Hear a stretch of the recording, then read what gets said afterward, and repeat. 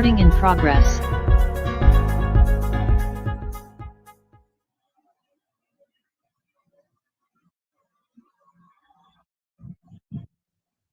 Okay, good morning to all the teachers, students and our panelists for today.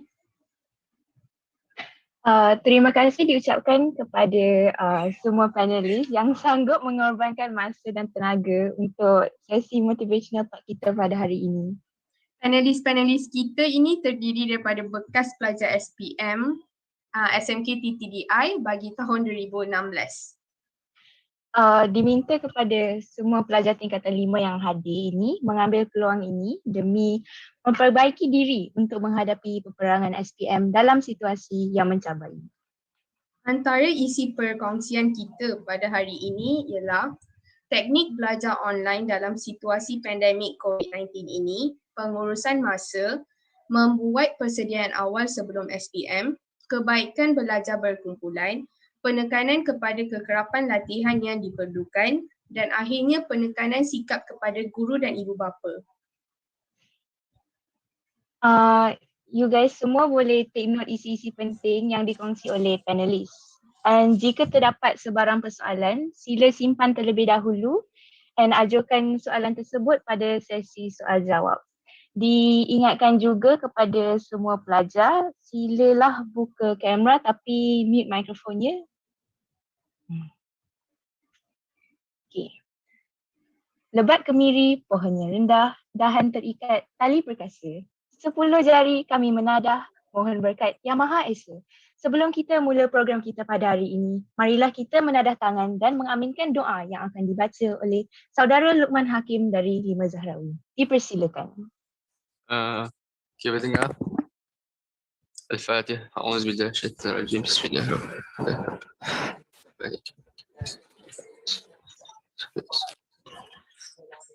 Bismillahirrahmanirrahim. Alhamdulillah Rabbil Alamin. Wassalatu wassalamu ala ashrafil anbiya wal mursalin wa ala alihi wa sahbihi ajma'in.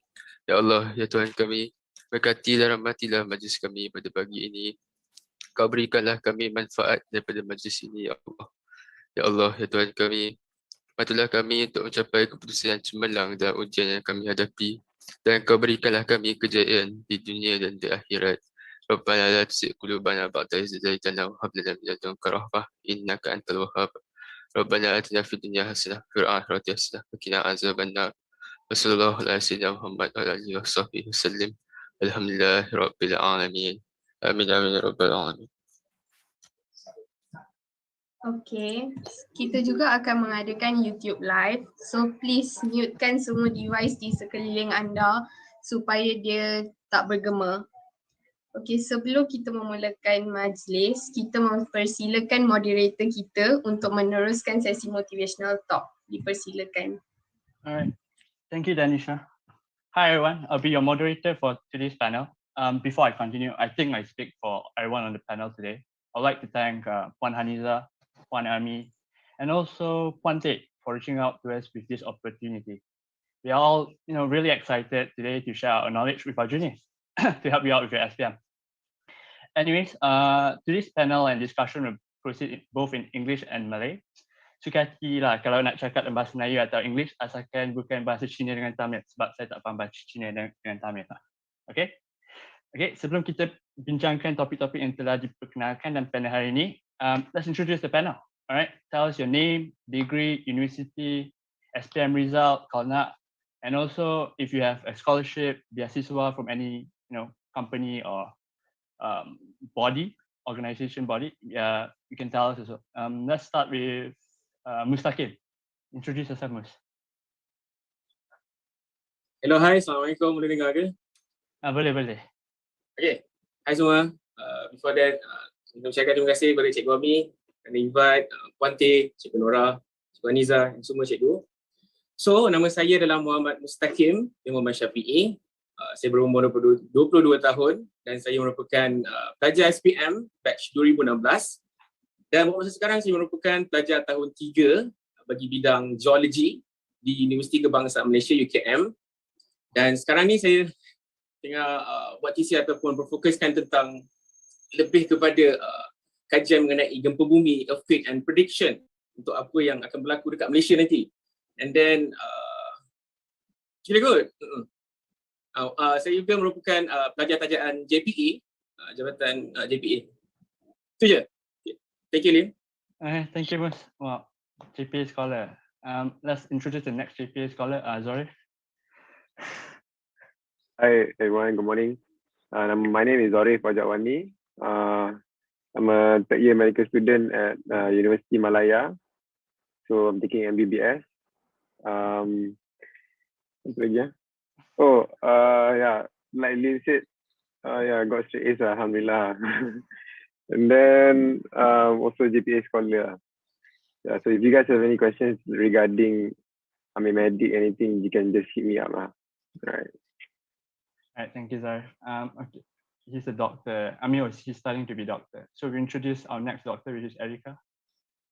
Good morning, everyone. So my name is Erika Kraisha. Saya pelajar perubatan tahun 3, doktor perubatan daripada UPM, Universiti Putra Malaysia. And macam Zarif juga, I got straight A's. I got 9 A's. I took 10 subjects during SPM. And I'm also a JPA scholar. So kalau you guys ada any questions on macam how to further your studies in medicine or macam mana apply scholarship JPA after this, you guys can ask Anjuran. Thank you, Lim. All right, thank you, Erika. And then we also have our final doctor, which is Krista. The banyak doctor. Morning, everyone. My name is Krista, and I'm currently studying in Quest International University. I would say I'm the outlier among all the panelists here because my SPM results were only 5 A's, but I would beg to differ that I'm doing very well in university because I chose a course that I believe in. And yeah, so if you have any questions about medicine, you can come and ask me. All right, thank you, Krista. All right, we'll move on to our next panelist. He's our Toko Academic Power Batch, Haziq. Assalamualaikum semua. Thank you to Parami for helping to organize everything. My name is Daniel Zultifli, Haziq Daniel, as I was known in SMKTTDI. I'm currently a third year actuarial science with honors student, as well as I'm also majoring in women's studies here in Purdue University in Indiana, United States of America. I was the Toko Murid Academic. Yes, I got 8A plus 1A. And what else? Scholar. Oh yeah. I'm a Petronas scholar for the overseas programs. So yeah. All right. Thank you, Haziq. All right. We actually have one more panelist, which is Zaid, but I think he has connection issues.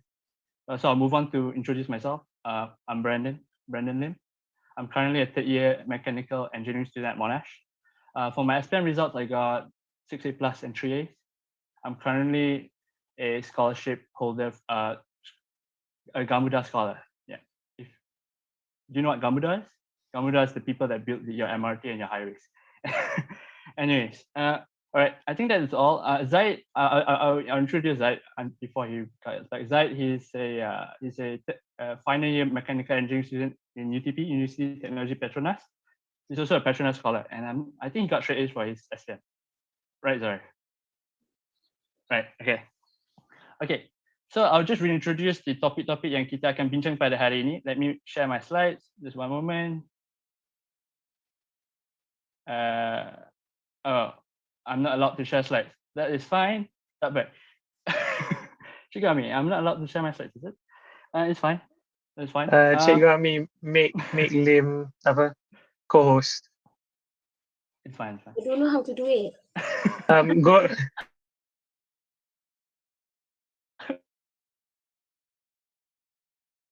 Go to his screen, press the 3 triple dots. Sorry? That's like go to his screen, press the 3 triple dots. Right? There should be an option to make co-host. This. I don't know. I haven't used Zoom in a while. You mean the view here, up here? Yeah. The camera. Ada pun. Sekejap ya. I couldn't find it. It's alright. It's okay. Sorry ya. Okay. Tak apa. I'll read out the topik yang kita akan bincang pada hari ini. Yang topik pertama ialah teknik untuk belajar online semasa pandemik COVID-19 dengan lebih efektif.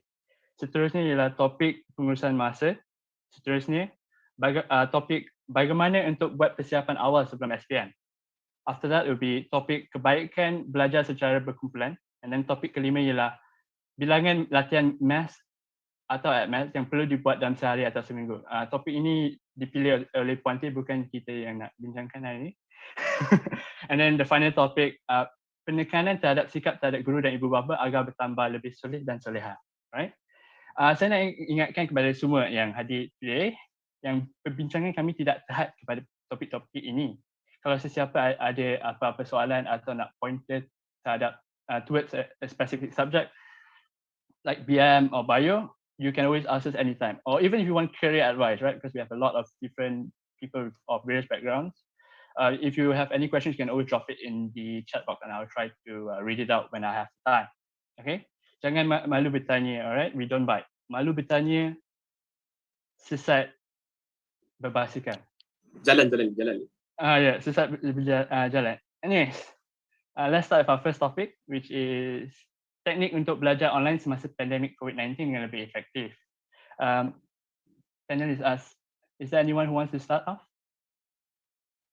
If not, alright, we will start with our murid cemerlang, Haziq. Is there any, would you give us some tips on how to study online? Terima kasih. Teknik belajar online ni sebenarnya the main idea behind it is teknik belajar on your own, to be self-motivated to study.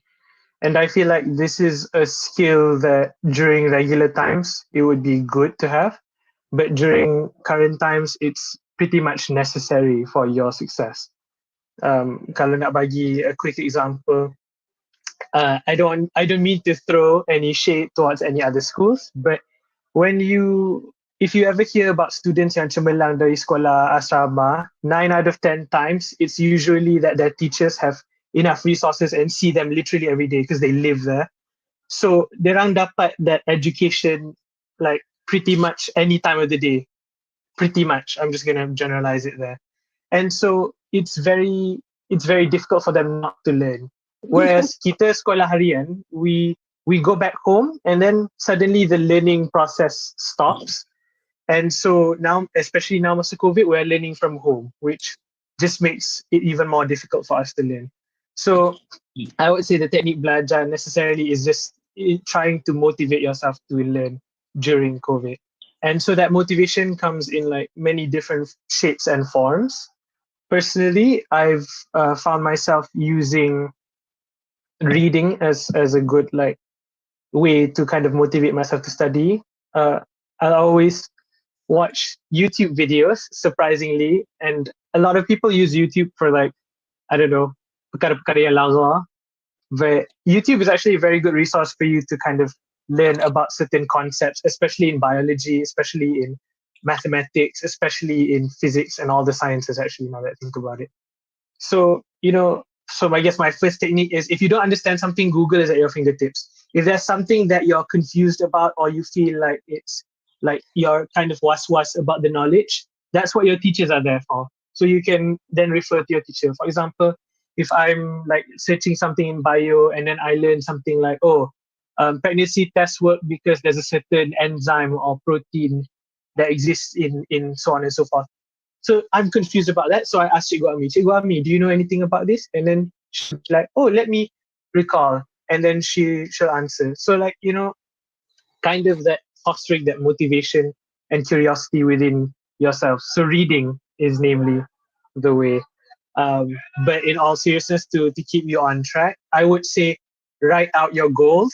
So one is, generally reading and increasing curiosity. And two, just writing out your goals. It can be something simple like get a certain amount of the grade, for example. And it doesn't have to be a large grade. For me, I struggled with Pendidikan Islam back in Form 5. And I remember where everybody else was aiming for an A or A plus for that specific, I was just aiming to get a B.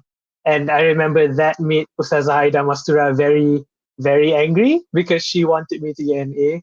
But like for me, a B plus was the standard that it was very high for me because I just could not with Pendidikan Islam's syllabus. So making your own goals that are relevant to you, and this also helps to hold yourself accountable. And to hold yourself accountable, you can also show certain people. For me, I showed my family by posting my academic goals on my kind of study area so that everybody could keep me accountable per se. You don't necessarily have to do that. Accountability helps. So yeah, that's my 2 points. Just reading and trying to foster that, learning spirit by reading and, using YouTube and other gadgets that you have towards the learning path. And also to just, hold yourself accountable and make goals that are reasonable. Yeah, all right, thank you, Azik. I remember struggling with Pendidikan Islam too. Anyways, Azik, I just wanted to ask, looking back during your Form 4 and Form 5, what would you say was your main goal that really motivated you to do well for SPM?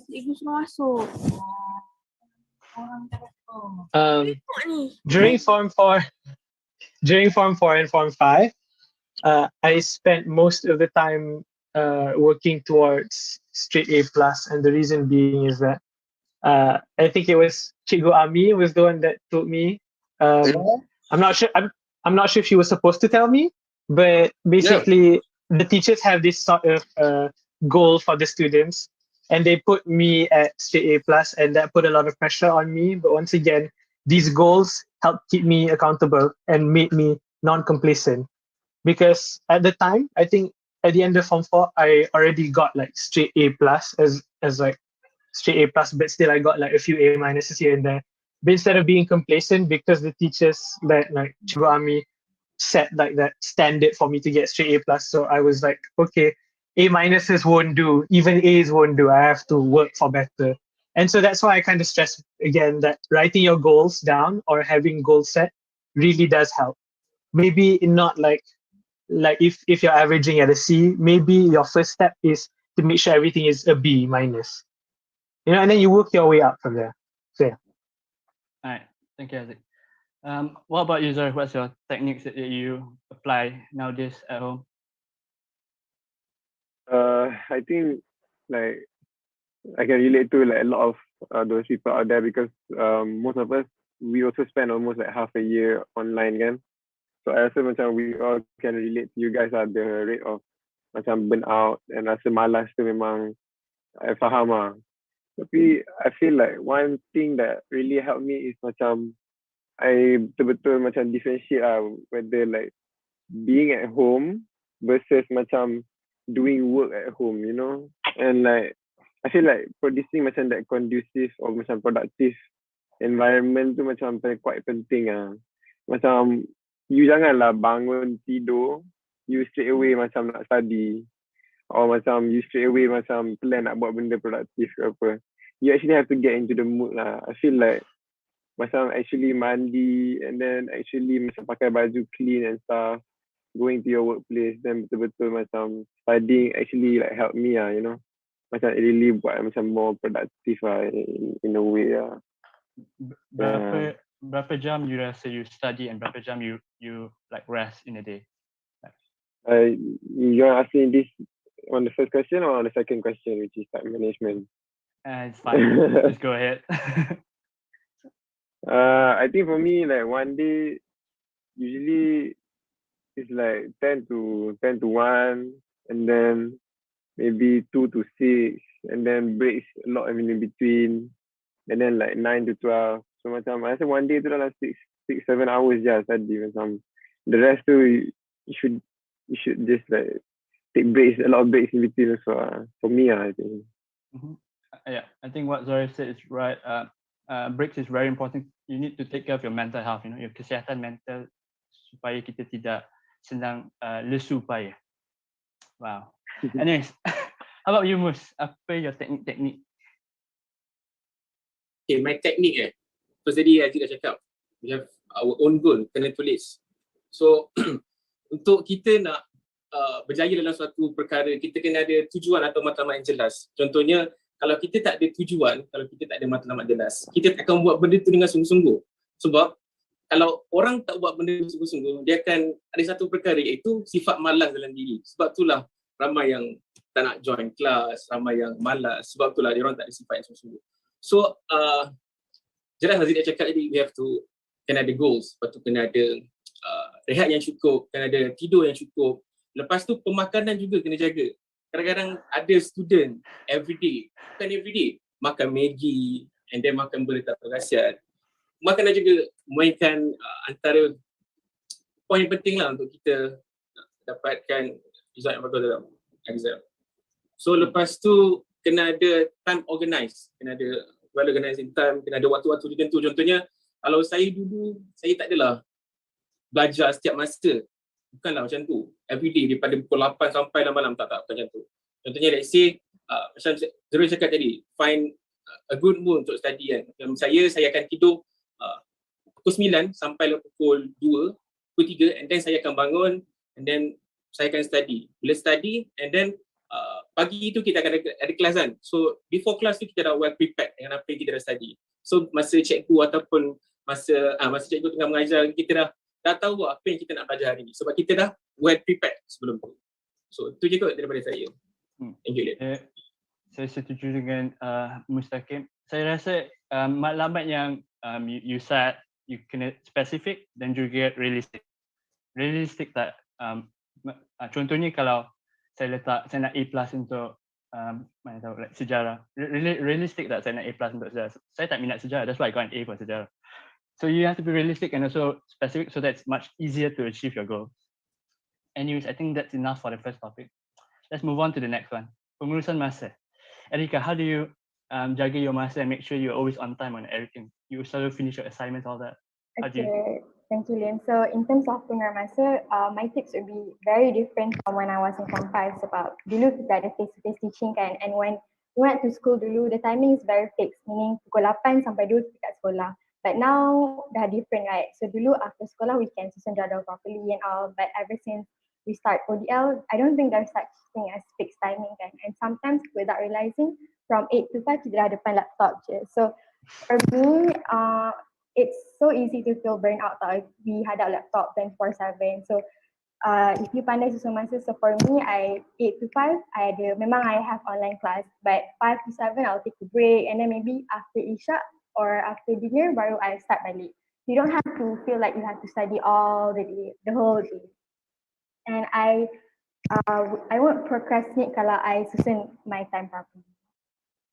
And I macam Lim dengan Zorif and Mus said just now is if you set a goal, macam today you nak cover this thing, or today you buat list untuk cover a few topics, and if you actually get it done on that day, and you don't have to carry those assignments or topics the next day. Faham tak? Macam you don't have to like procrastinate, you won't procrastinate and you takkan jumble up. Add more list to your to-do list next day. Okay, Lim. Is there any anything that you use to schedule your time, macam like a Google Calendar ke apa? Yeah, I don't like macam I use my calendar. I buat my to-do list so that I can tick off anything yang I dah complete. How about you, Zara? How do you take care of your time and not procrastinate? I think everyone tends to procrastinate kan. Sometimes petang-petang scroll TikTok or scroll Twitter. You can do that, you know. It's okay to take little breaks, but you make sure you siapkan your goals of the day. Make sure you get it done so that you tak bawa to the next day. How about you, Krista? How do you take care of your time? Usually I would plan it the night before. So like before I go to bed, like I would think in my head, okay, tomorrow I have to wake up at what time. So personally, I prefer to study early in the morning because everything is quiet and your mind is fresh. So I would wake up usually around 3-4 o'clock, and then we will study until like, let's say 6:45, 6:50, then we go to school. And then we would finish school around 1 or 2, and then I would go for lunch, come back and do a little bit of exercise, something just to move your body and relax from the whole day of studying. And then around 3 or 4 p.m. then study sikit until 6 o'clock and then makan dinner. Lepas dinner lepak-lepak sikit dengan family, spend some time and then study sikit lagi, like not study lah, maybe like at night I prefer buat latihan because like your mind macam tak fresh sangat dah, like, and it's difficult to focus kalau you input more knowledge. So if you do latihan, you get to test like, oh hari ni I belajar ni, like did I actually understand it like that. So if tak faham, then the next day I'll go to school. Like for example, I'm very bad at maths, I'm gonna admit that. So like I would simpan those questions and I would go and find Ponte or my classmates and then I would discuss with them. Soalan ni macam mana nak buat, sebab different people have different ways of answering questions that might open your the way you think to approach a question. Yeah, so usually planning a day before is enough for me. Yeah. All right, thank you, Krista. How about you, Mus? How do you schedule your day every day? I schedule my day. Usually macam saya cakap tadi lah, every day tak adalah daripada pagi sampai malam I study dalam masa-masa. Contohnya kalau before class ke before I study je, the first kena ambil breakfast. Breakfast tu penting kan. Sebab apa? Ibaratkan kalau kita naik kereta, kalau tak ada minyak tak bergerak macam tu lah. Dia kan ada makanan, sebab tu lah kita boleh fokus. Then breakfast penting. And then breakfast, after that, contoh ada kelas, kalau tak ada kelas pun baru kita start study. So take a break. Contohnya tak adalah kita study dia pukul 8 sampai pukul 1, tak ada. Contohnya kita study dalam like 30 minutes and then take breaks like 5 minutes, 10 minutes. During the break kita boleh tengok phone ke, buat perkara yang ada dan study. And then kalau petang ke, beriadah lah. Macam sekarang kan PKP tak boleh nak jogging semua dekat taman. At least workout dekat rumah. Kalau ada dumbbell, angkat dumbbell. Kalau ada skipping rope, lompat je. At least kita keluar peluh. At least kita, bukan saja kita nak otak kita cergas, tapi kita nak badan kita cergas kan. Kalau malam pun, ikutlah. Kadang malam pun saya tak study sangat. Saya lebih study waktu pagi lah. Sebab saya pentingkan tidur. Sleep quality is very important tau, serius. Tapi kadang-kadang saya pun termis juga. Kadang-kadang disebabkan ada assignment yang banyak. Kadang-kadang saya pun like satu hari tu dalam tidur 4 jam. Tapi yang paling penting better sleep 6 hour lah. 6 hour or 7 something like that untuk dapatkan optimum time. Juga ni. Thank you. Saya nak tanya, masih ada subjek PJK ke? During online class? Masih ada subjek PJK? Okay. Alright. Make sure you guys exercise during PJK, alright? Sebab exercising will keep your mind fresh. Alright, we'll move on to the next topic lah. I think it's about perumusan masa. I think it's important that like when you prepare for your SPM, it's not a race lah. Just because your friend dah habis chapter 4 for AdMath, you rasa you kena habiskan chapter 4 juga. It's a marathon. As long you reach the finish line, it doesn't matter how you reach it. Okay, so just pace yourself, take your time, and then some people take longer to learn something. Some people pick up things faster. So just don't compare with each other and just go at your own pace. Wow. Anyways, we move on to the next topic. Bagaimana untuk Sorry, go ahead. Can I add like one thing? Yeah, go ahead. Honestly for me when I masuk degree, baru I understand like, okay, there's this like sort of thing I learn like throughout the day, you're not productive. Like if you study 6-7 hours and you're not productive 7 hours okay. So honestly, like for degree, for me, waktu productive, my most productive time is usually at night. So usually at night, I would study the benda yang I feel like is the most heaviest to fit in everything, like bio ke, sejarah or chemistry, benda-benda yang banyak kena hafal tau. So I feel like if you can find that one productive time tu, you zone out for specific subjects And then waktu-waktu like after lunch, when you're ngantuk ke apa, those times you can maybe like more put in like subjects yang less hafal, like math ke physics. In that way lah. So at least you don't feel terlalu burden untuk nak fit a lot of information waktu-waktu yang you ngantuk and stuff like that. So actually like placing your subjects into hours of the day tu macam quite penting juga. Yeah, that's just my 2 cents. Yeah, I think what Zoe said is right. Like you can know yourself well and tahu when's your best time to study, right? Untuk Zorif it's nighttime, untuk Mus it's morning, right? So you need to know yourself and when's your best time. Anyways, we'll move on to the next topic. Bagaimana untuk buat persiapan awal sebelum SPM? Let's pass this on to Haziq. How do you buat your preparation before SPM? And when do you start, roughly? To be quite honest, I think I started properly, like starting around end of Form 4, mainly because I know this is kind of too late for you guys, but the reason why I said that is because I remember I could not understand derivatives and differentiation at all. So sorry, Puante. Puante knows that at the end of Form 4, my Ad Maths was very bad. I think I failed the paper 2. I literally got less than half. And the large part because I didn't understand differentiation. So I would take like that whole thing December to just do the questions and try to understand. And that's kind of why I mentioned YouTube, because I looked it up on YouTube to just kind of like understand different ways, like Krista said, different ways to approach the question. And like Zarif, my most productive time to study was at night. So I kind of combined that and kind of started planning stuff out from then. But even then, like, I'm pretty sure some of you are like asking, how do I know, am I the person yang study pagi ke? Am I the person study petang ke, study malam ke? The answer is to try it out.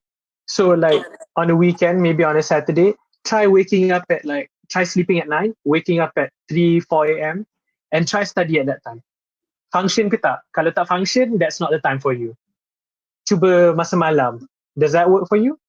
For me personally, malam worked best for me. Namely because I come from a family yang ramai orang, and so during the mornings, everybody would be, even like at 4 a.m, people would be waking up, getting ready or doing stuff because tandas ada satu je, lepas tu ada 7 orang. So mornings were a rush, always a rush, no matter what.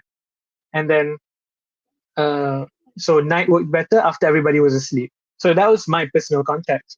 So I guess the early preparation would be to actually kind of learn how you study and then work towards that, work with yourself necessarily, and take, breaks and such. I guess, and another, specific for SPM is, I'm not sure if it's still relevant now and I'm not sure how, but beli buku like past years or something like that. For me, for the sciences, I always took and because like money is also an issue, right? So I always pick the hardest that I can find from like whatever resources I need. For example, I think the sciences, MRSM punya past years are notorious for being really difficult. Correct me if I'm wrong, Cikgu Ami, is it still that way? Is it still the sciences And so I buy like yang MRSM. That was the only book I think that I really bought for bio, past year's MRSM.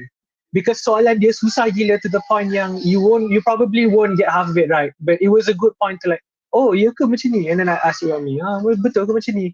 And then she's just like, yes, this is a very rare question, but it is in the syllabus, she said. And I was like, okay. And so like, yeah, that was for me personally. But yeah, I guess trying to maximize that lah. And then kalau nak latihan lebih, the internet is literally there. You can look at past years online. And so, yeah. Yeah, there's a lot of classes online, so it's not necessary for you to buy it. If you Buy can find both, online, yeah. But if you, yeah. Some of you might feel like it's too late. That's what Haziq said. He started at end of Form 4. Or is it too late for me to start my preparation? It's not too late. But if I remember correctly, during my SPM, I was not a very hardworking student. Cikgu Ami could probably tell you that I never finished my homework. But I think I started my preparation like 3 months or 2 months before my SPM. I crammed everything, and luckily it all worked out. Tapi it's best if you start early, but it's not necessary to start at Haziq. Haziq just very he's a very hardworking and tedious person. I think when the teachers said that they had that goal for me for 90 plus, that shocked me. Yeah, that's true. And so once again, having a goal written down really does motivate you. Yeah, it'll drive you. How about you, Krista? How do you prepare? I'm like I prefer writing to learn. So like for example, bio and sejarah, I had to go through the, what do you call it? What's that book that we used to have, like the thick one that starts with an S? Buku Sukses, eh? Oh yeah. So from Buku Sukses, like I would go through, I would pick out the important points. I have to write because for me, like writing is the only way that something will stick in my head. So I had to start quite early, like ever since Form 4, like I've had to do that. So it's very time consuming, but that's what worked for me. And I can say that no, I would have started during Form 4 if I had known this earlier. That was the way that I would learn, because I only learned about it in uni, which is why I'm doing so well in uni now. So I wish I had started in Form 4 this way. So I highly recommend that you find out what's your learning way. If you prefer mind maps, there are online things like Coggle that you can use to create your own mind maps. And like if you have a photographic memory, you can picture it that way and memorize it that way. So it's not too late to start, but yeah, it's good to go. Buku Sukses, yeah. Reference books. How about you, Zaid? How do you prepare for your SPM, Zaid? Well, everyone prepares differently. So first of all, I think you should like experiment with yourself, like Krista said, because you can either learn visually, kinetic, or auditory. So it depends on yourself. So once you start to learn how you like to study or when do you like to study, then it becomes clearer on your main objective. Basically, what I do is just I like to highlight the main points of a subject. So each chapter, what does it mainly focus on? And I could just I like to recap. So I just recap the chapter in my head. Yep. Exercises are very good also lah. It helps you to refresh what you have learned before. Okay. Thank you, Zaid. Okay. How about you, Erica? You know, as a pelajar perubatan, how do you what sort of tips you can give like to macam tolong them to like memorize for bio and like sejarah? Okay, I would like to add on. I think both Krista and I took 10 subjects. Kan Krista kan? I thought you took Bible. I took 10 subjects. I added tasawur as well. So there was a lot of topics yang kena hafal macam bio, sejarah, and I'm not sure macam Zaid said you either visual or auditory. Mine is I really like to do notes yang macam cantik, pretty to look. And some people they don't like to do notes. I know Haziq tak suka buat notes. Dia punya pen warna biru je, but I'm the kind of person yang suka colourful notes, sticky notes yang colourful. So macam I think that helped me. Macam you have to find your own ways, but I would like to add yang macam I only started studying masa Form 5. The first few months of Form 5, I really focus on catching up dengan Form 4 punya topics. So I, alongside baru nak belajar Form 5 punya topics, I revise balik Form 4 punya topics. And so that I don't jumble up everything at the end masa before SPM. And a month before SPM tu, I was only focused on pasir. So memang it wasn't my effort sahaja tau. I remember Puan Ami, Madam Zahida, Sazaida, and Cikgu Tunggu semua help to print. They give a lot of materials. They print out SBP punya pasirs, MRSM punya pasirs, and we did together in class and discuss. And I'm pretty sure you can still do that online. You can still print the pasirs and discuss sama-sama dengan cikgu. So I think during that 1 month before exam, that really helped me untuk jawab. And I nak add one more thing that topic first tadi yang saya belajar online tu, I feel like the other panelists haven't touched on this. Actually, when you're at home, having a conducive and proper study space is very, very important. And not everyone is privileged enough, meaning some people ada banyak siblings and they share a room. So the least you can do is make an effort to make sure you have a proper study space. Even though you share room, you ada a consistent study space yang you boleh focus in class. So I think that's really, really important. I think that's all. Alright, thank you, Eric. Yeah, I think unlike Erica, I hate saya tak suka buat notes sebab tulisan saya hodoh. So Yeah, I was about to say I found it funny that she brought that up because I literally still do that. I have these printed notes and it's highlighted, so I just highlight Lim, stuff. that's why we take people's notes, right?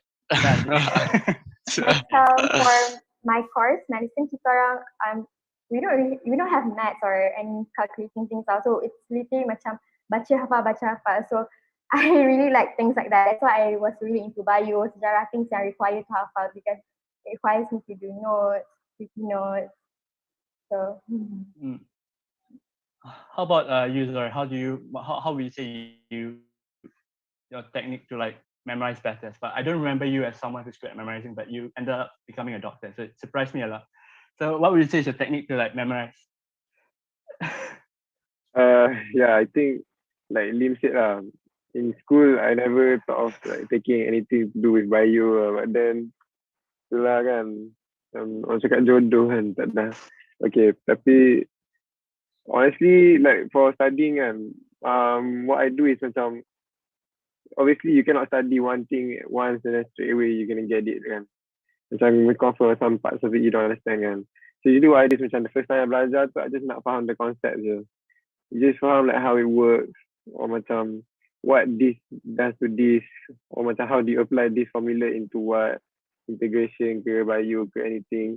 And then the second time you tengok balik nanti, you macam baru akan macam faham or hafal macam the small details, you know. And I feel like that's the way I hafal a lot of things, and also the way I practice lah. Yeah. Kena banyak tengok lah, kena banyak tengok. Wow, good advice. And we will move on to the next topic, but I think the points are pretty much the same. The next topic is kebaikan belajar secara berkumpulan. Mus, apakah kebaikan belajar secara berkumpulan, Mus?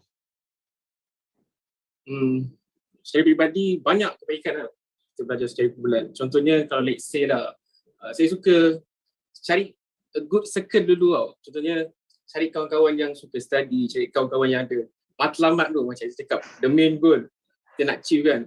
So find a good circle lah. Contohnya kadang-kadang ada juga circle student yang everyday tak nak belajar, suka main game. Literally sekarang kan PUBG lah, ML lah, semua sekali banyak kan. Cuba try find a good circle of friend. Lepas tu barulah kita boleh start study group. So study group ni kadang-kadang setiap orang dia akan ada different opinion kan. Kadang-kadang dia orang ada pendapat masing-masing. So daripada situ kita boleh share our own opinion. Kadang-kadang kita punya opinion tak sama dengan dia punya opinion. Kadang-kadang dia punya opinion lebih baik daripada kita punya opinion. So daripada situ kita boleh improve ilmu dekat situ kan. So itu juga daripada saya. Am I part of your good circle tak, Mas? How about you, Krista? Do you study in groups a lot? I don't study in large groups. Like my group is just me and another friend, but that's enough for me. So I really enjoy studying in a group. In secondary school, my group consists of like 5 people. So like, yeah, that was good enough. But currently it's only 2 in uni because she's one of the only persons in class who has the same goal as me. So why studying in groups are good? Like for example, in secondary school, like sejarah, it's impossible to go through Form 4 stuff and Form 5 stuff alone. Like dekat-dekat nak SPM kan. So what we did was we split up the topics and we all wrote notes and we exchanged our notes. And of course, you briefly baca through juga the topics that you are not doing the notes on. So whatever your friend might have written down, you might not have read, and whatever you have read, they might not have read. So that way you get to share information, which is very, very helpful because that's what we call a knowledge gap. So when you feel that, you tend to you help each other get better lah, in that sense.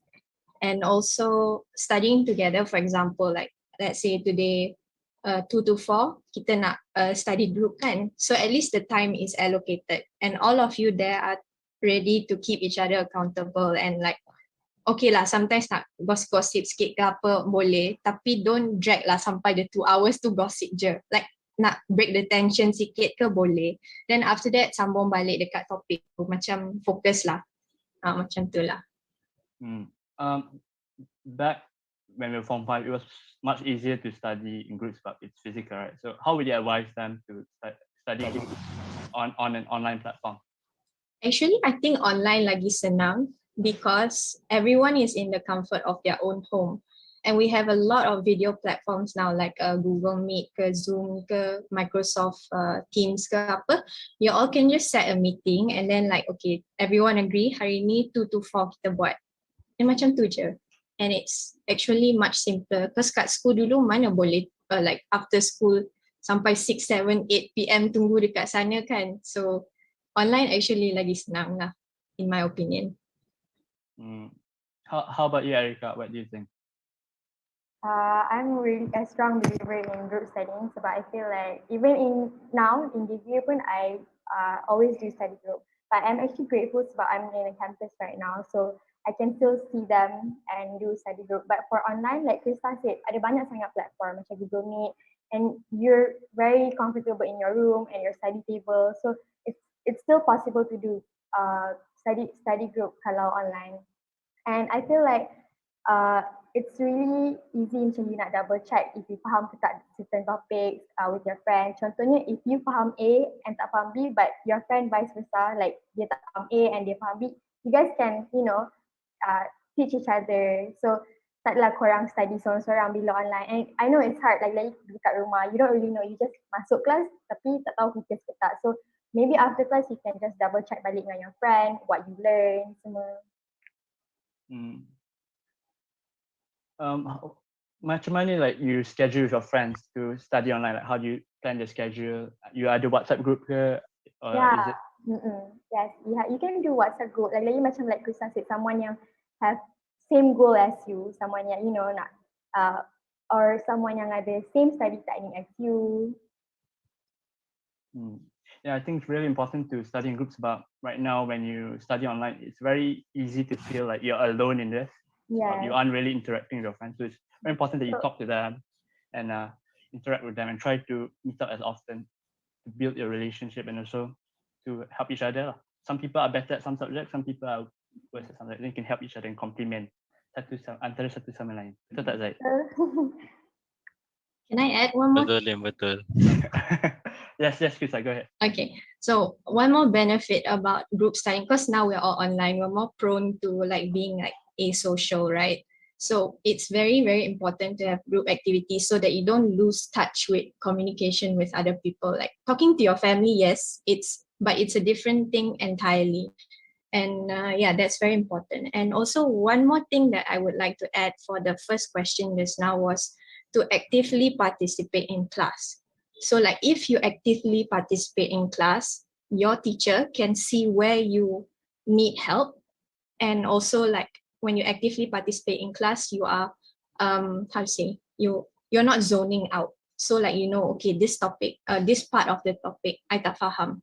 Lepas class, I tanya teacher, or in the class, you can ask teacher, because don't be shy. Like, doesn't mean that you seorang je tak faham that topic tau. And if you ask the questions in class, your friends yang malu-malu nak ask tu, they pun tak faham.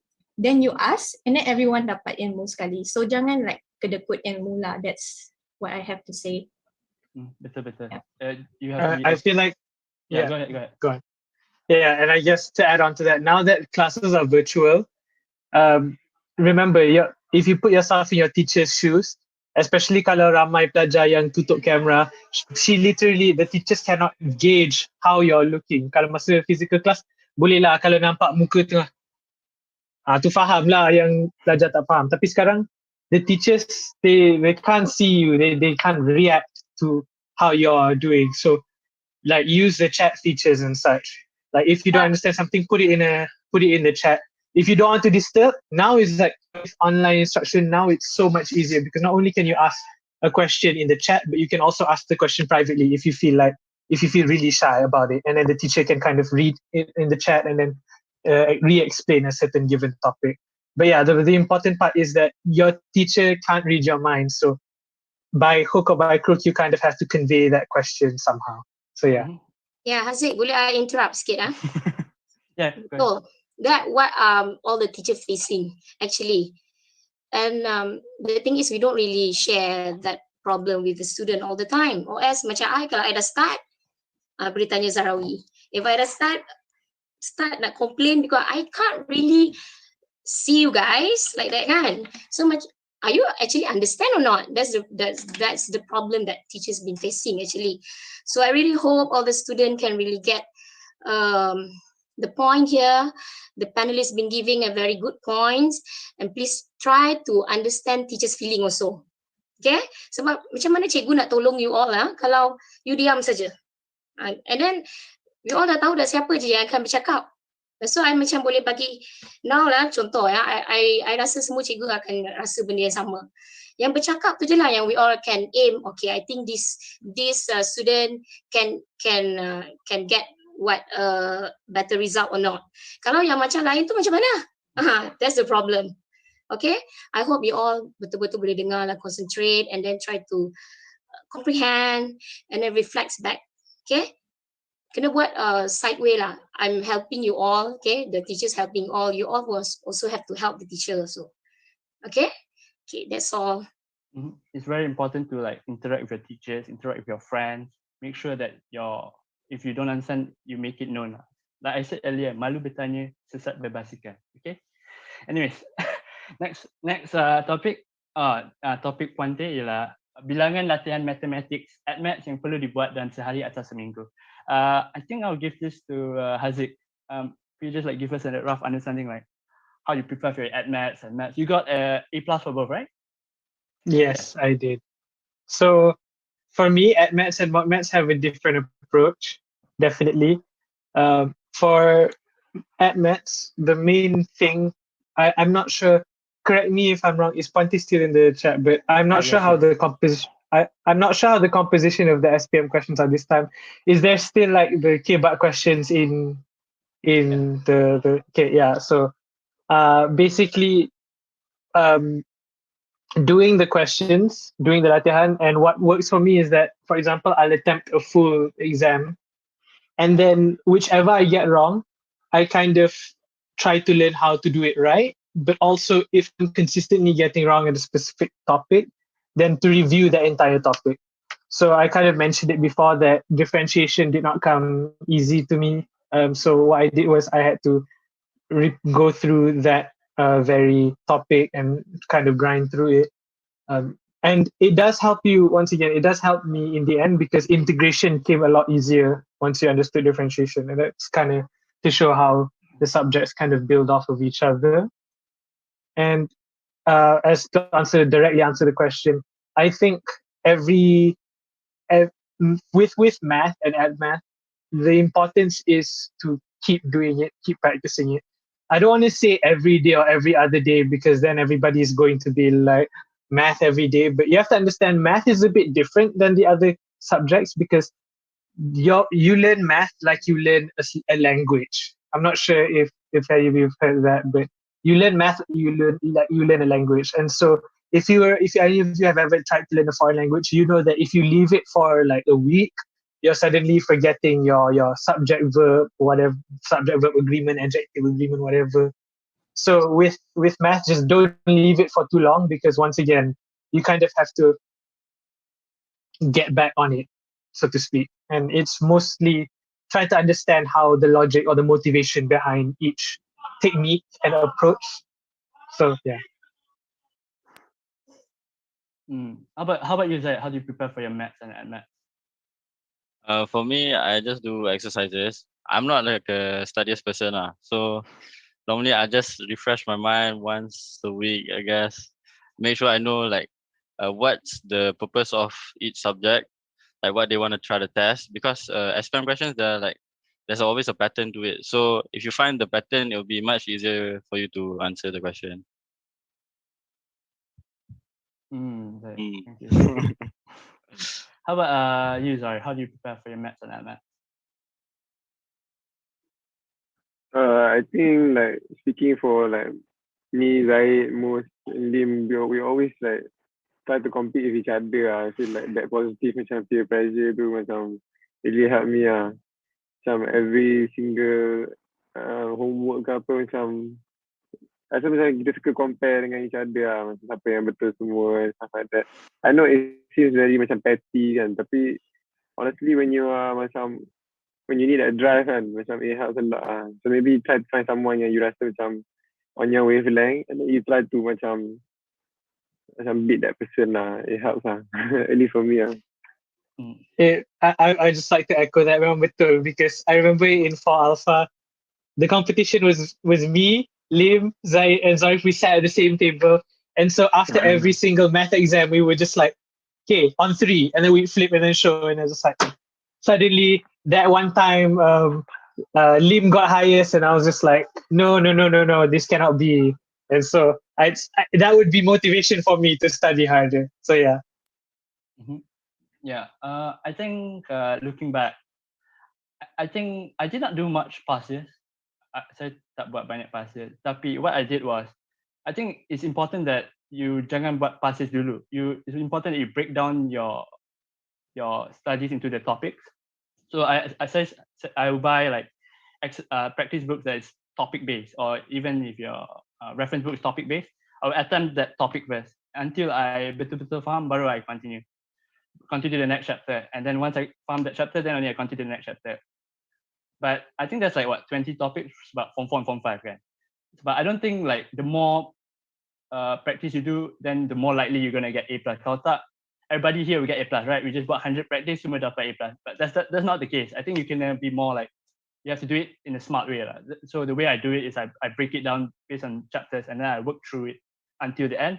Bila I dah habis all the chapters, I dah kawan, I rasa dah I macam puas dengan my pemahaman of the particular chapters, then only baru I attempt my classes. And this is something that I do during my A-levels, even now, even during uni pun, I always look at it chapter by chapter rather than looking at it as a whole. Sebab kadang-kadang when you look at it as a whole, sometimes you forget to macam practice a certain part, right? Like macam Haji said, maybe sometimes he's not too good at derivatives. But then if you attempt past year je, derivatives maybe tak banyak kat dalam the past year. So it's important that you look chapter by chapter. If you are macam not good at integral, then you focus a lot at that chapter. For me, I remember integral was a bit challenging, so I just focused at that chapter, and then it all worked out, of course. How about you, Mustaqim? What do you do to prepare for your maths and maths? For my maths, honestly lah, dulu I jenis yang tak suka sangat buat latihan, tapi nak kena buat juga. Macam Jory cakap tadi, we compete to each other tau, serious, betul-betul. So let's say, kalau for today kan, I suka print pasir macam SBP, MRSM, and then I suka buat, and then after that we compete to each other. So let's say kalau tak dapat soalan tu, I akan tanya Lim, I akan tanya Zorif, I akan tanya Zaid, tanya Aziz, and then after that macam ni cakap, we need to allocate for chapter kan. So before I study maths, I suka baca dulu the learning outcome, apa yang I dapat, apa yang I akan belajar for that topics, and then after that I baru faham konsep, dan daripada konsep tu baru I boleh apply macam dalam soalan kebat. So daripada situlah I buat maths. I study at maths. That's all. How about you, Erica? At maths, and maths is your favorite subject masa SPM kan? So how do you practice? Hello, Liam. Okay, to be really honest, I'm not the best person to answer this question, but I'm not like Haziq and the rest. And diorang punya favorite subject, I'm not sure if it's their favorite subject, tapi diorang were always maths. I was always bio. So for me, in order to macam score maths, physics, things yang require you to calculate, I think you have to practice. So when you practice, you will get used to the questions, and it will be easier as time passes by, but you dah nampak the pattern of the questions, and you'll get used to it. So I think dulu puanti pun macam nak give up dah ada student ni. I'm not like Haziq and the rest, and they were really at the top of the game for maths and at maths. I was just there. Right. How about you, Krista? I remember it was maths was something that you struggled with, right? So how did you? No, maths was fine for me actually, surprisingly, because we had a really good maths teacher, Cikgu Aniza, I think her name was, right? Yeah, she was really good. She always made things very, very simple and easy to understand. At maths, on the other hand, I sendiri sedar diri that since Form 4, like I know I'm not good at maths lagi at maths lagi. So like, okay. So since Form 4, I mean tadi Haziq cakap jangan buat latihan everyday kan. Tapi I buat latihan everyday sebab I sedar diri. And even though I was better at maths, I tak pernah fail at maths. So that was the goal, to pass, at least get a C. So that is what I got during my SPM. Sorry, Ponte, but I passed. But Krista, you know why you tak fail? Why? You practice every day. I Yeah. like. Yeah, very good. Krista, very good. Krista was very hardworking. I remember, like, even in class, she's always studying. Me and Mustaqim and Zoe were playing cards at the back. And so but I remember Krista was very hardworking and she was studying. And I think she's a good example of, like, even if you're not good at a certain subject, if you just like keep working at it and like not give up, you will eventually like pull through. So don't give up, guys. Keep working hard. All right, we'll move on to the final topic. Penekanan terhadap sikap terhadap guru dan ibu bapa agar bertambah lebih soleh dan soleha. Sorry to interrupt kejap. Lim, Yes. one teacher asked, macam mana nak belajar fizik?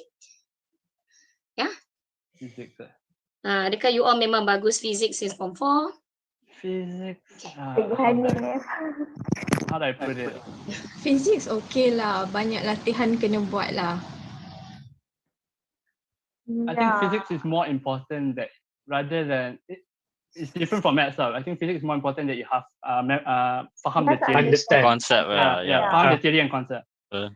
Once you understand the theory and concept, everything will just make sense to you. That's the hard part. Is understanding theory concept. I think if you go on YouTube, there'll be a lot of this like YouTube channels that explain it well, like Khan Academy. But for physics, if you understand the concept, once you understand concept, you dah boleh buat soalan dia. And for me, Cikgu Hanif pun memang banyak ada konsep dia, but I also make my own effort untuk tengok YouTube and all. And I think once you dah got the concept, you boleh do the questions very well. Yeah. Nah, rasa macam not just faham konsep lah. You kena faham how it works. Then you faham macam mana nak masukkan dalam jawapan. You know, macam mana nak apply benda tu lah. Jangan just macam faham apa yang you rasa you faham dalam otak you lah. You kena buat soalan lah. You buat soalan then baru you nampak betul-betul. Then baru you can actually reproduce it again lah. You know, in exams and stuff like that. Yeah. It's not enough to just memorize Newton's second law, you know. F equals ME. You kena tahu macam mana nak apply to a question juga. Yeah, theory and application. Yeah. Is it? And I guess what I add on to that, a funny story, just a quick story. Cikgu Hanif is no longer teaching at the school, right? So I can just kidding. But he taught physics, and I remember for the first exam during Form 5, just to give an idea of how even a teacher can get something mixed up. I remember there was this one like relationship. I think it was waves. It was something to do with frequency and velocity. If the wavelength is so on and so on, the velocity is so on and so on. Cikgu Hanif actually got it terbalik, and I noticed it when like he graded it wrongly, and then so I pointed it out to him, and so he was just like, oh yeah, and so he quickly like asked everybody if anybody did. So just like once again, that kind of gets into it, the fact that it is important for you to know it, but also to like do the practice questions and talk to other people about it. Because when for classes that like focus on your understanding, having more of different understandings towards a specific topic is very, very important. Much less than like math. I feel like math, yeah, you can learn from other people's approaches on questions, but it is still kind of finite in the way that you can approach a question as far as for SPM. But for something like physics, like you gotta understand it as like how from different points of view, especially because physics is one of those subjects where it didn't really have a K-BAT question because it's kind of structured in a way that's innately K-BAT. Like for example, if they wanted to test F equals MA, they could have like two people riding a bike, where in one situation, yes, I'm citing our SPM question, where in one situation only one person is the one that's doing all the work, where in the second situation both of them are like cycling. So that one is to question the second law of physics, the F equals MA. So the difference there, it was the same mass, but the acceleration was higher because there was more force. I'm just giving this as an example because once again, the thing is F equals MA, but it can be asked in so many different types of ways. So yeah. Yeah, I think like how Hardik mentioned Cikgu Hanif, I think like it's not only teachers in school that will make mistakes. Even during my A-levels, even in uni, my lecturers all make mistakes sometimes with the theory. So it's always important that you question it. Once you keep on questioning and like asking why this happened, then you properly understand the theory and you can actually apply it much better, understand it like deeply. Anyways, we move on to the next question and our next topic, which is our final one, which is penekanan terhadap sikap terhadap guru dan ibu bapa agar bertambah lebih soleh dan soleha. Saya rasa Mustaqim is the perfect person. He's the most religious person I know, and he's very sweet to the teachers. He's also very sweet to his parents, very sweet to his siblings. You know, he's the perfect human being. So I think Mus, you should take it here. Can you tell us why we should behave well? Thank you, Lim. I think bukan orang sesuai Lim. Semua orang sesuai Lim. Bukan saya. Okay, before I masuk topik tu. He's even sweet to us, as you can see. He's even sweet here. Tak ada lah Zik. Okay, before I masuk topik penekanan terhadap sikap ataupun terhadap ibu bapa dan juga guru. The first thing adalah hubungan kita dengan Allah. I tak nak bagi kita sekira, tapi this is a fact. Hubungan kita dengan Allah. Kalau kita dekat dengan Allah, kita akan dapat rasa dia punya perasaan ataupun manisnya kita nak buat segala benda. So everyday kita akan jadi happy. So orang cakap hablum minallah hablum minannas. Hubungan kita dengan Allah, hubungan kita dengan manusia. So that is the first thing. That is the first thing. Kita kena jaga hubungan dengan Allah. I selalu before study I selalu doa. I harap I study ni I akan dapat, and then I selalu doa. The doa is dapat hafal and then dapat input and then I dapat apply in my real life. I study ataupun kita belajar bukan semata-mata nak kita nak score, nak dapat straight A. That's not only goal. The only goal adalah kita study kerana Allah. Niat kita kerana Allah. Kerana innamal a'malu binniyat. Setiap apa yang kita buat, kita mulakan dengan niat. Dan sesungguhnya manusia itu akan dapat perkara based on dia punya niat. Kalau kita study dapat straight A, dapat straight A lah. Tapi the main goal adalah kita, kalau kita nak study, kita niat kerana Allah, kita dapat straight A, kita dapat Allah juga. So that's the important things for kita. Okay, I masuk pula adab kita dengan ibu bapa dan guru. So I masuk dulu dengan ibu bapa. So usually kalau degree kan, I selalu every day, at least every week, at least satu hari tu I akan call my mom, I call my parents out. And then after I study, I can call diorang. I minta doakan untuk I supaya I mudah faham, and then I minta restu daripada diorang, and then every day I akan minta maaf dekat diorang if I ada buat mistake ke apa kan. So that is the important one, because the ultimate weapon untuk kita capai adalah doa daripada ibu bapa. Itu I pegang sampai sekarang tau. You minta je apa-apa dekat your parents, insyaAllah kalau your parents doakan untuk you akan dapat. Okay, the second one is adab kita dengan guru. So ini pun penting juga, sebab cikgu ni dia sebagai as our second parent dekat sekolah tau. So kadang-kadang ada juga macam cikgu yang kalau kita tak suka and then dia cakap belakang, itu tak elok sebab important thing adalah adab dulu before ilmu. Kalau kita ada ilmu tapi tak ada adab, zero, it's nothing tau. So kalau kita tak faham, at least kalau before class kita jaga hubungan dengan cikgu lah. Cikgu, kita cakap banyak pula. Kalau tak ada point pula. Okay, cikgu. Okay, boleh continue lagi. Saya feel very inspired bila dengar you bercakap, Mas. How about you, Erica? What do you think? I think it's so important berkat parents, berkat teachers for you to excel in your studies and exam. And I'm pretty sure korang dah dengar ni. Banyak kali orang always cakap, kalau tak ada berkat macam ni nak score exam kan, lagi-lagi berkat from cikgu and from parents.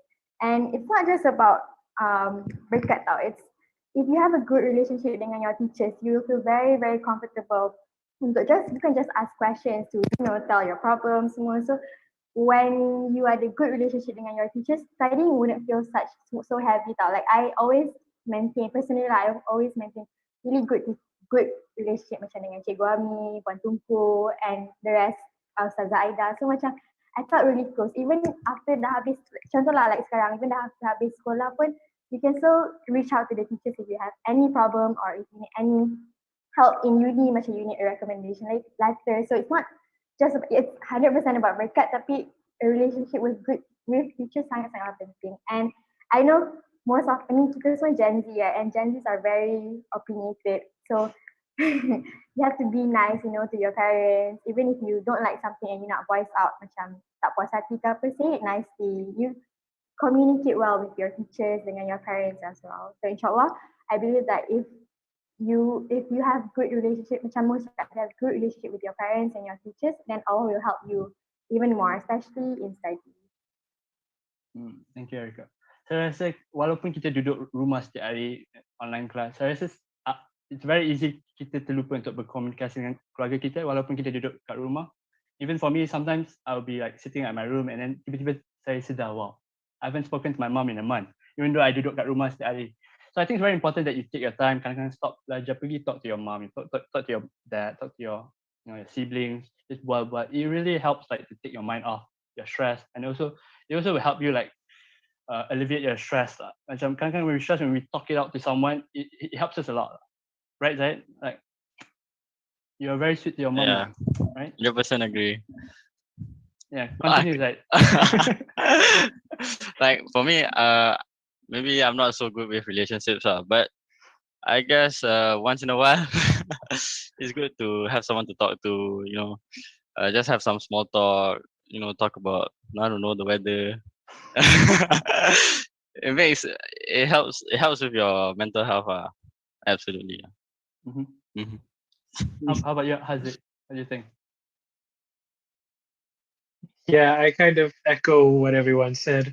And I feel like one thing, relationship with teachers is definitely important. Like, I'm just going to tell each and every one of you this right now. Erika had mentioned it, recommendation letters. You all don't just delete contact semua cikgu. You're gonna need your teachers back when you want to apply to universities and so on and so forth. There's this thing called a recommendation letter where they require a teacher to write it, especially if you're gonna study overseas.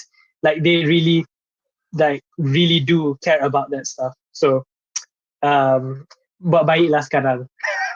but buat baik tu, of course, the main goal is about nak foster the relationship, not because of other things necessarily. The other things are a bonus, I would say. And I guess to touch on what Mus said, doa tu sangat penting lah. I remember I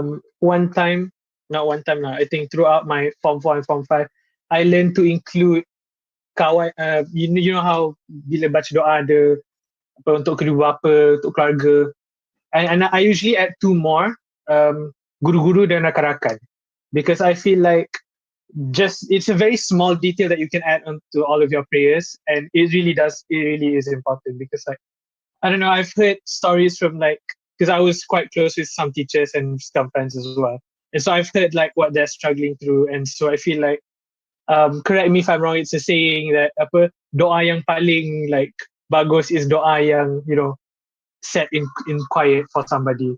So like, for example, kalau Cikgu Ami tengah like masa tu Cikgu Ami had a second child, she was going to labor. So I remember leading up to SPM, on top of praying for like apa-apa, just Ya Allah let Cikgu Ami have a safe delivery, for example. There's just small things like that. And you might think that, wow, that's just like I don't know, it seems very irrelevant to your studies, but that good relationship with your teachers does help you in the end. Not only are they more approachable, because if you're comfortable with them, like for me with Cikgu Ami, I can literally just send a photo and then just be like, Cikgu, ni apa ni dalam bio? Do you know what this is? Like I can ask out of the blue, and then she'll just be like, kejap tengah kelas nanti I reply. Like that. I tengah busy sekejap. And then suddenly, because I'm not sure if you guys know this, I'm currently like 12 hours behind. So currently dah tengah like 11:30 p.m. Yeah, and so I would normally like for Cikgu Ami punya time, I'd be like texting her at 3 a.m. and she would reply to me at my 2 a.m. And so yeah, but I digress. The main thing is that doa tu include lah your friends and your teachers sekali. Yeah. Kena bodek cikgu banyak-banyak to get a good letter of recommendation. How about you, Zarif? I remember you being quite religious in school. What do you think, Zarif? I think like kalau tengok semua orang kan, I don't think I was like the most. I rasa macam tak adalah yang paling disiplin lah, Tapi honestly kan, macam after SPM pun, honestly like berkat ibu bapa and like your teachers ni kan, something yang you rasa macam remeh tau. Tapi honestly kan, it goes a long way tu. Macam at the end of the day kan, kalau you dah buat pasir beribu pun kan, tapi somehow if you betul-betul macam ada some feelings towards some people, then you ada macam buat orang tak puas hati dengan you kan, waktu exam tu mesti ada something macam you make more careless mistakes ke, macam something distracts your attention ke. Macam benda-benda tu kita tak nak control tau. So like what for you nak put yourself in a situation where you tak rasa tenang tau bila you buat exam. Benda tu macam quite important juga aside from just macam the study part kan. Benda tu macam really goes a long way juga kalau you nak succeed anything you do in your life. I feel like that's my point Yeah. How about you, Krista? What do you think?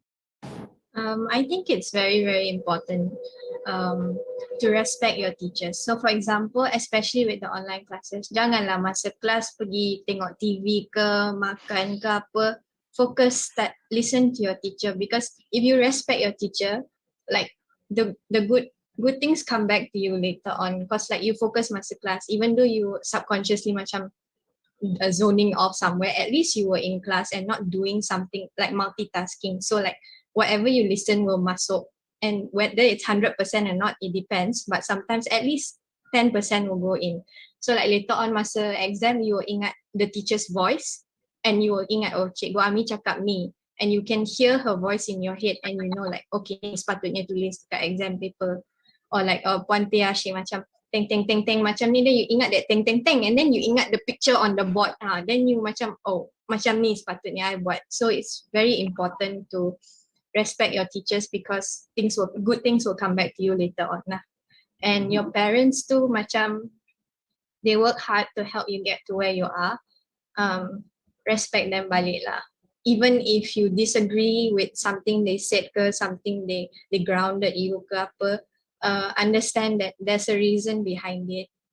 Even if in the moment you tak faham tu, after the grudge dah macam go away, the anger is gone, resentment is gone, nanti you will see the bigger picture that, oh, she wanted me to do this because she wanted me to focus in my studies. And then later on you will see the results, macam during exams lah, you'll be like, oh, I'm grateful that my mom took my phone away masa ni sebab apa, my mom tak bagi me keluar dengan kawan sebab she wanted me to do this.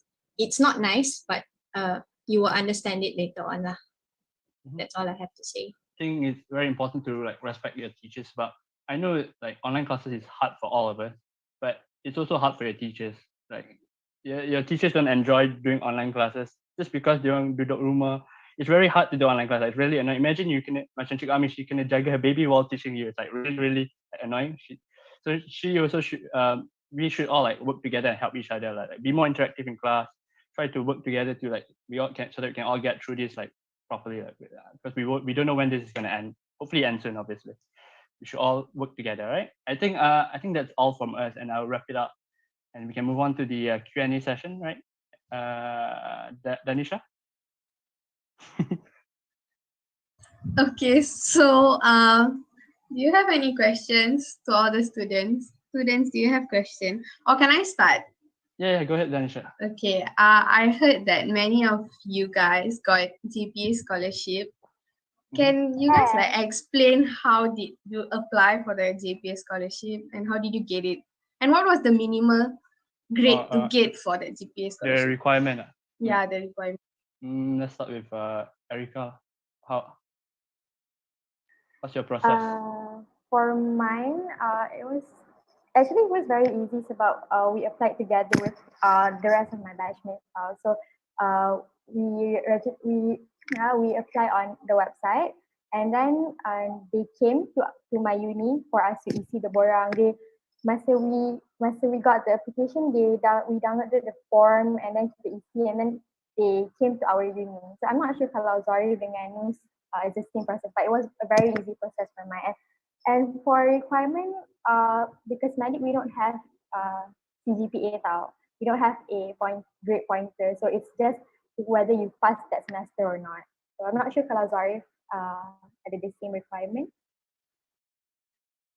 I rasa macam my process tu lebih kurang dengan Erika juga. Tapi like to get JPA, macam nak qualify untuk JPA, your asasi ataupun macam diploma ke apa, it has to be according to the subject, according to the course tu dia different requirements lah. So nanti you have to tengok sendiri lah. And then there will be like a minimum requirement yang you kena keep on that bar every single sem lah. Yeah. I feel like that sama juga kan macam for you Mus kan. For Mus it will be different because you guys ada pointer right Mus? Ya betul setuju. So if pointer you have to maintain, I think Mus will betul. For us, for medic students, you just have to pass that semester, and other the requirements are that you cannot fail certain for a few years like that. How about you Mus? Apa your pointer untuk dapat GPA? My pointer is like the requirement is like 3.5 and above.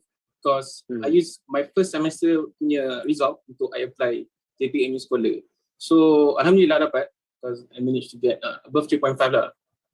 Then after that you need to consistent lah. Every time you kena dapat 3.5 and above lah. So Erica, Zorif and Mus, diorang apply untuk JPA Scholar lepas diorang enroll into the uni tau. So after the asasi, they apply with their first semester result, right? Yes. I'm not sure after first semester or second semester, but after that.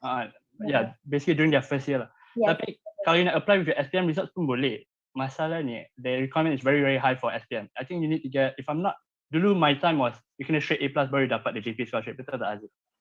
Betul. If I'm not mistaken lah.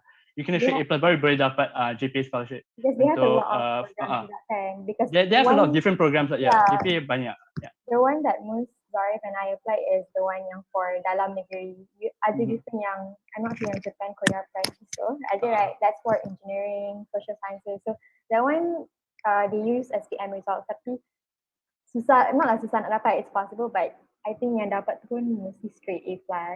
Yang straight A+ is for macam the full JPA scholarship that they cover untuk mana-mana nak pergi, whether within Malaysia or outside Malaysia. But so I didn't apply for that. I remember I applied untuk GPA untuk pergi Korea, Japan and France. I didn't go for the interview, but I was called up for the interview lah. I went to the interview. I didn't go for the interviews, but I didn't really want to go to those countries. So, but I think the requirement will be kurang is like, I think as long as you get like 5 A's and above, and in the specific subjects that diorang like diorang are offering for that course lah. It's more about the specific subjects, like macam kalau they're offering for engineering, then they will focus on like your physics, maths, and maths lah. Aside from JPA scholarship, we also have Petronas Scholar, Haziq and Zaid. How do you apply for your Petronas scholarships, Haziq and Zaid? Zaid, you go first. Zaid, you go first. So basically, just apply on the website. But they have the requirements which was straight A's. There's 2 different categories for Petronas. There's local and overseas. So I didn't apply for overseas. For overseas, if I'm not mistaken, it was straight A's, no A-. For local, it was just straight A's. But then for the interview session, it was the same interview session. They mix. Campur. Yeah, campur. And then there's the only thing is that they kind of make a distinction between technical and non-technical. Technical being every engineering major, and non-technical being the non-engineering majors. And so and then I think there was also a requisite where your sciences and maths have to be A+ for the specific major that you're applying to. So I think for engineering you have to have at maths and physics A+, bio and chem as well. I think maybe I don't chem. remember. Yeah, but it was basically straight A+, and then you applied, and then there was the scholarship interview process. There were, for Petronas, it was 2 rounds taken on the same day. The first one was just an aptitude test, and the second one was a group interview sort of a thing. Like a case It was study. a case study. Yep. Yeah, a case study. Yep. And then after that, like Zaid and Haziq, they applied with their SPM result. Erica, Zorif and Mus, they applied with their masa diorang start their uni. For me, for my scholarship, I applied after my pre-U. And this is like something you have to take in consideration when you apply for a scholarship. overseas scholarships are great, but they cover everything. You dapat belajar overseas, but the one thing that you have to consider is the bonding period. The bonding period is like 8 years plus, which is why even though I got offered to go to the UK, like UCL, and also like Singapore and USNTU, all that, I didn't go. It's about it's really mahal tau. Like to study in London is about 1.3 million ringgit. To give a perspective of how much that is if you boleh pergi Zaid punya university and beli a Lambo sekali. So it's really, really expensive. So my family tak mampu to sponsor me to go to the UK. So I had to look for a scholarship. When I started looking for a scholarship, the bonding period is like 8 years. So for me, I didn't want to commit myself to a company for 8 years. I'm not sure, Haziq, how long is your bonding period for your overseas? Petronas is one of the shortest bonding periods of 5 years after you finish studying. That's for undergraduate studies. PNB has 8 years, and then I think Sime Darby had 6 years minimum. And to kind of confirm Lim's numbers, yes, to study in the United States of America for 4 years, that means your entire university, it costs upwards of 1 million, 2 million ringgit, including living costs. So it is a lot, and that's why financially you'd want to find like a company to like work with, I guess. I mean, to kind of sponsor you. But the bonding period is also something that's kind of important to consider. Yes, I would agree, because like right now, I guess I can give you guys a little scoop of why that bonding period is important. You might be thinking, yang pentingnya dapat kerja, which is a thing that a lot of people consider. But the reason why it's kind of problematic is because there are many Petronas scholars who did engineering majors, and then they ended up having to do HR work or be transferred into departments yang HR related that's not related to their major. And this was kind of a problem for them because like they studied all those years and then they don't get to apply it, and it's kind of sad. But that's the kind of hard truths that I have to give here about, you know, if you opt for something like this scholarship, you know. So that's something that I wish I knew when I was your age, when I was applying for all these scholarships. And so it at face value, it does look really just so nice, but like you might want to consider something that doesn't have a bonding period. Like I think, correct me if I'm wrong, JPA, do they just sponsor you? Is there any like requirement, like legal requirement that you have to work a certain place for a certain number of years? Or is it just like government based, or then you pay back a certain amount? I think for me and Doris, macam if we sambung our housemanship, can you serve the government, so they can tolak from that. But if you tak kerja with government, then you have to pay back a certain amount. Yeah. So for Petronas, if you don't work with Petronas, you have to pay back 100%. So good luck with that. And so kind of so that's also something for you to consider. But and then like how JPA works, you kena macam kerja balik the amount of years yang you take their money from macam for your degree lah. So like let's say me and Erika, we have 5 years, so we have to do like kerja 5 years under kerajaan lah untuk bayar balik, like that lah. Yang ada contract, right?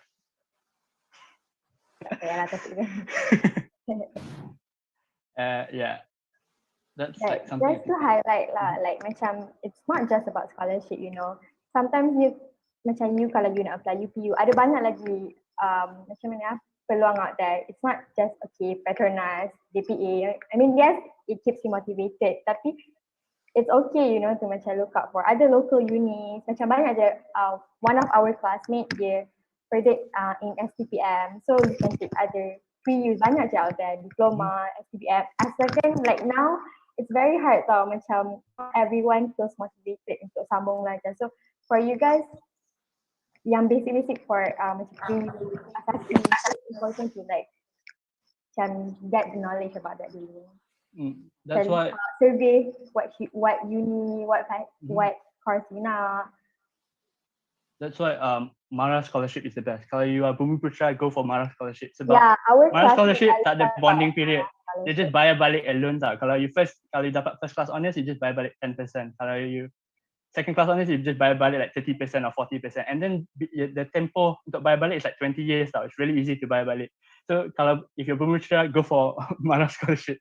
I'm not qualified for it lah. So, but I'm sure you guys will. So if you go for Mars scholarship, kalau boleh, it's the best. It's easy. I'm not sure it's easy to get. I'm not sure the requirement, but it's the macam the condition for it is like the most like beneficial to you. So go for Mars scholarship. Anyways, I think we wrap it up our scholarship. Can I add one more thing? Oh yeah, go ahead, Krista. All right, because my university is a younger university, one thing that you need to keep in mind is I could have applied for a scholarship when I finished my foundation because my results were good. But because my university was a young university at that time, not many scholarships recognized my university. So before you choose your university, it's very important to check if your university is recognized or not.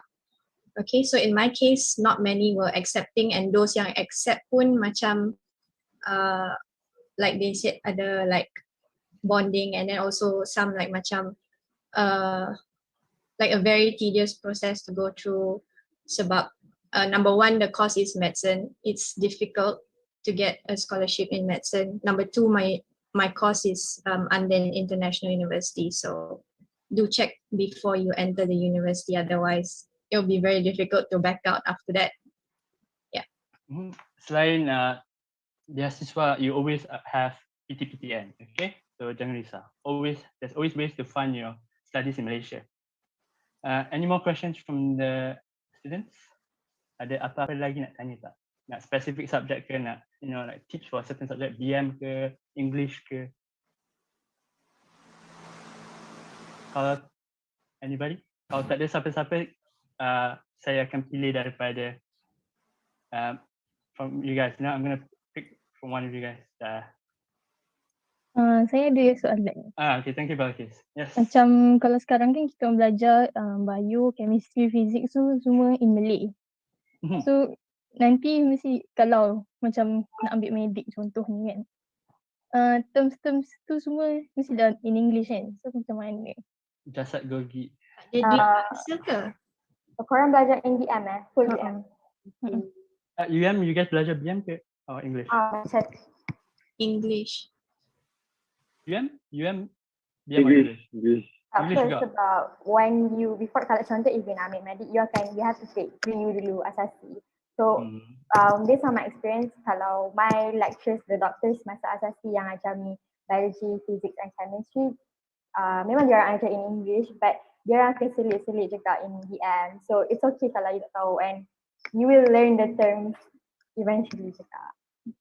Mus belajar dalam BM kan? Ya betul. UKM, kalau kat UKM ni mostly memang dalam BM lah, bahasa Melayu lah. Kalau dalam tengah lecture pun diorang akan guna BM. Even I buat thesis pun in BM tau. So it's quite hard. Kalau usually I selalu refer international book, reference book memang dalam English lah. So nak tak nak I kena translate from English to BM. So agak susah juga. Tapi nak tak nak kita kena try juga. Kadang-kadang ada a few terms tu dia tak ada dalam BM tau. Lepas tu I tend to create a new terms tau. Agak susah juga lah. So kadang-kadang I tanya my lecturer what's the new term for this, and then diorang akan bagi tahu, diorang akan faham banget. But having like macam kalau you tahu terms in BM is very very beneficial. But I don't know about stories, tapi masa you nak clear patient, kita orang kalau medicine clear patient you have to speak, mostly lah kena speak in BM kan, sorry kan. So kalau korang macam speak in English to your patient, tapi it's okay to macam just belajar in BM dulu. You will learn juga in Macam Erica cakap, asasi will be like your transition period lah. Dia akan slowly macam tolong you tukar faham balik English. Right now maybe you belajar chemistry natrium oxida. Lama-lama during asasi you akan faham lah sodium oxide, and lama-lama you akan tukar. So no worries, asasi will be the time where you macam slowly transition balik lah. So, basically language tu tak penting lah. The important thing is you faham concept. If you faham concept, even if you kena learn in English pun, the concept is there. You just have to tukar the way you think in your head lah tu je. Yep. Any more questions? Ada soalan lagi tak?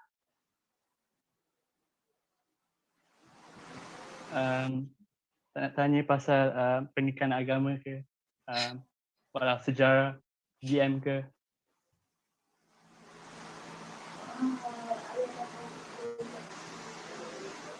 Plan korang, like what do you guys want to apply?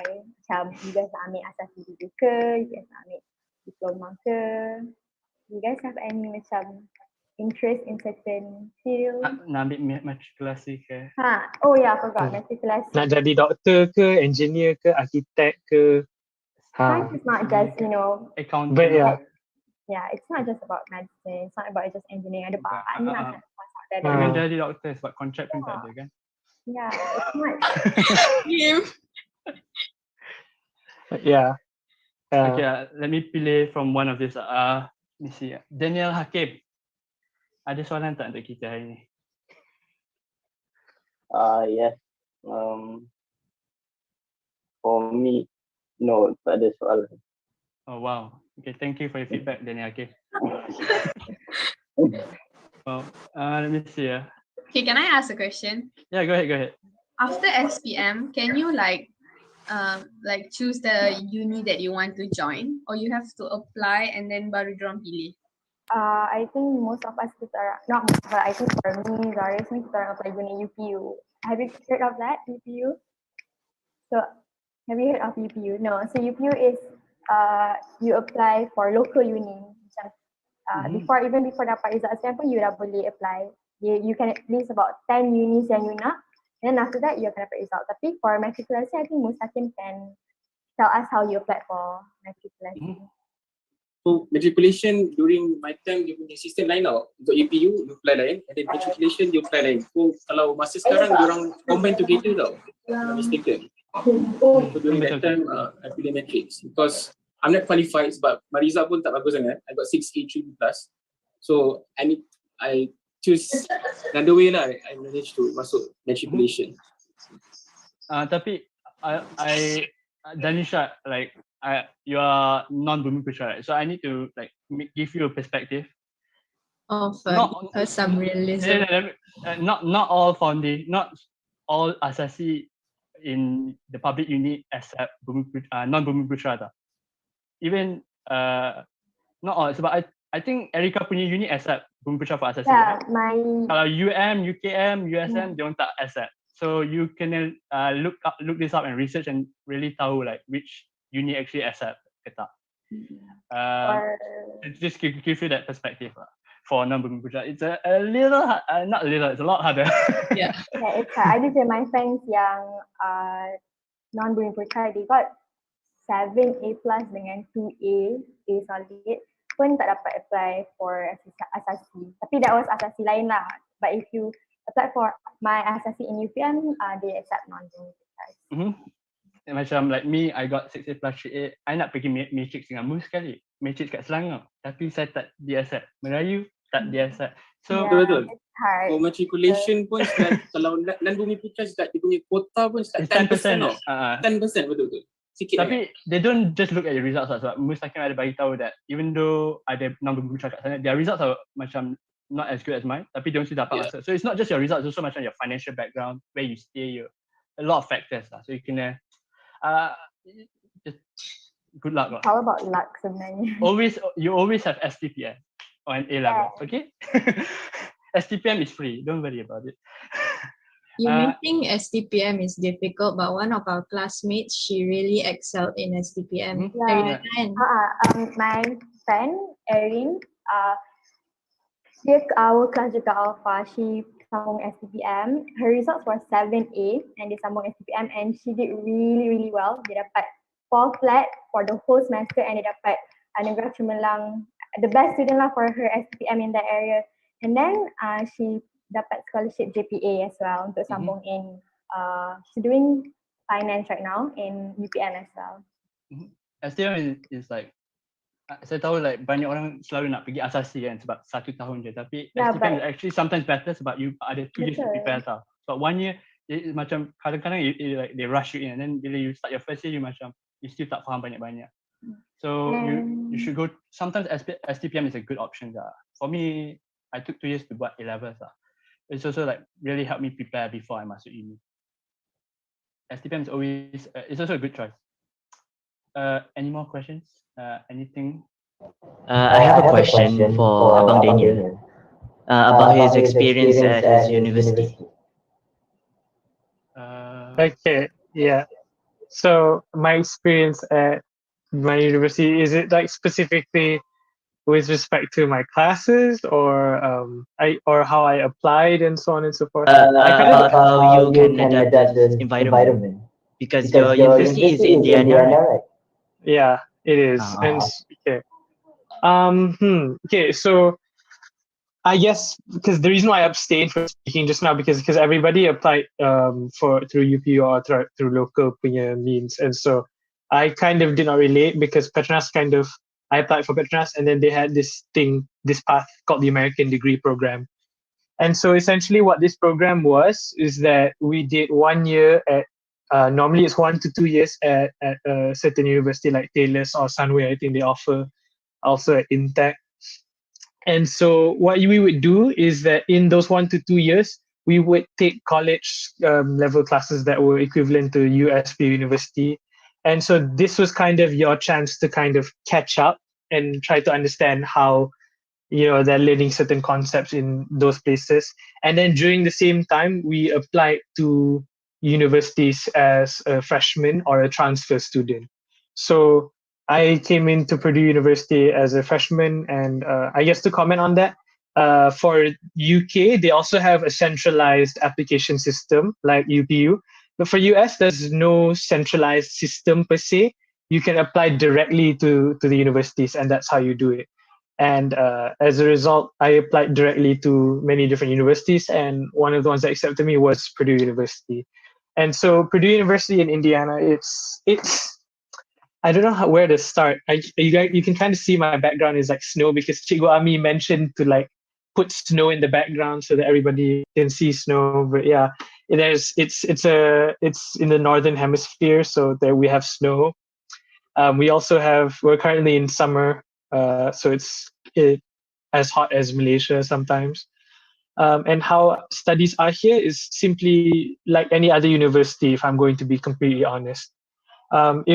If you're wondering about the subject content necessarily, I think it's pretty similar and comparable to that which you would learn in Malaysia. For example, I have a friend, Amira Atika, she's taking statistics, and we have discussed and talked to each other and helped each other out for like calculus and statistics and regression, because essentially we are learning the same things, even if it's tested differently. But that's kind of, I guess I can kind of give that as kind of like a reminder to y'all that, it does matter where you go, but in the end, the knowledge is still kind of the same from place to place. Like I still learn the same calculus that my friend learned in your ITM. And so, I'm not trying to downgrade the US. It's a really fun place. I'm not gonna lie. The community here is different. I would say the culture here is very different. It's so interesting and so fun for me. I'm just going to say it outright, to be in the US, because you have kind of a very different experience because you are a foreigner, you are a minority to some extent, and also you have exposure to different types of, I would say, people and communities, namely like for example, I guess I should I don't know, do you have any like specific questions of what like you're looking for in an answer, as far as how I think I'm wondering about how you can make new friends from there, and how can you adapt the situation in university, because sometimes because I was planning, I'm planning to go like overseas, but I don't know if my choice is actually a good choice. Okay, so when you're planning to go for overseas, I would say it is exciting, it is fun. Financially, you might want to put that into consideration. That's why I sought out a Petronas scholarship. That's why I have two other friends who also went overseas, Afifah and Alisa. And so they are also sponsored by certain companies and so on and so forth. So financially, that's something to consider. But also, if you want it, if that is your dream, then I would say put in the research and go for it. I think it is a good idea, because like in the end, how you want to go about your life is your choice. So if you do want to explore like this, then go on. For me personally, one of the more rewarding things is definitely to get to travel to new places. I feel like one of the things that I kind of had in mind is this, that I wanted to spend most of my, I would say, early 20s traveling. It's kind of ironic for me to say this since, we can't travel because of COVID and everything. But, just getting to travel around and see new places, that is also something that I personally factored into my education. And so, I've been to many different places. I've been to Colorado, I've been to Chicago, and so it's a fun experience. It's more than just the education per se, it's also the experience that kind of comes with it. And so yeah, I would say if you want to, then go for it. I'm pretty sure if you have any further questions, you can ask Cikgu Ami or Pante, and I can to give you my number and can continue. In fact, I'm pretty sure I speak for all panelists here that if you have any questions that come up, you can just reach out to the teachers, and then the teachers will reach out to us. Then we can still help you out even after this event is done. So yeah, thank you for your question. All right. Are we taking any more questions? No, because the time is gonna end. All right. So, Puan Haniza, do you have anything to say before we end? Cikgu? Hello, Assalamualaikum. Yo, hold on. This technology thingy. Waalaikumsalam. See.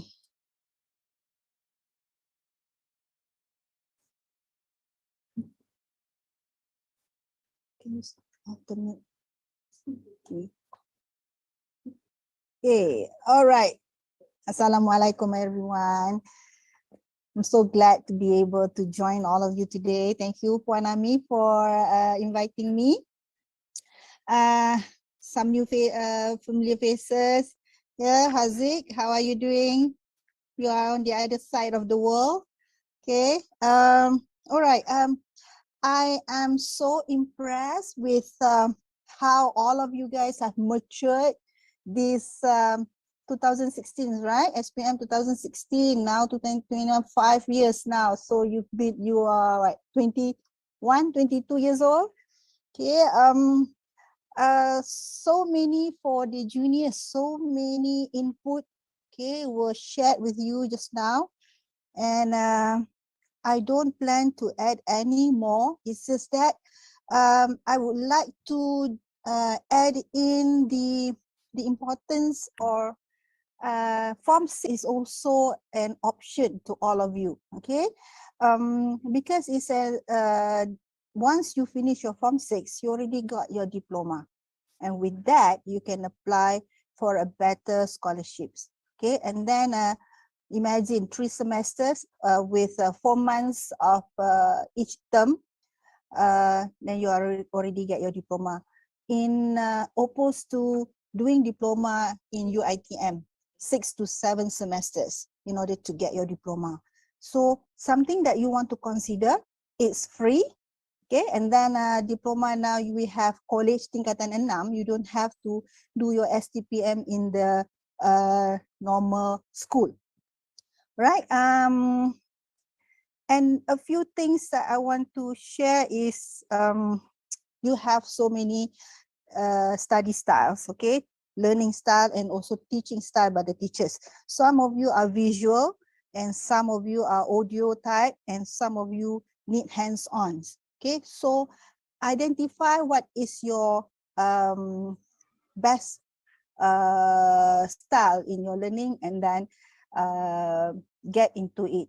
And then always, learning is a process. The process is very, very important.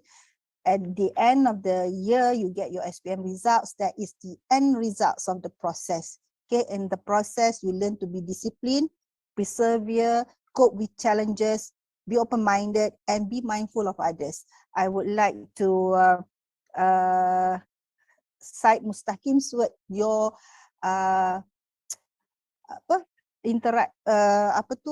hubungan dengan Allah.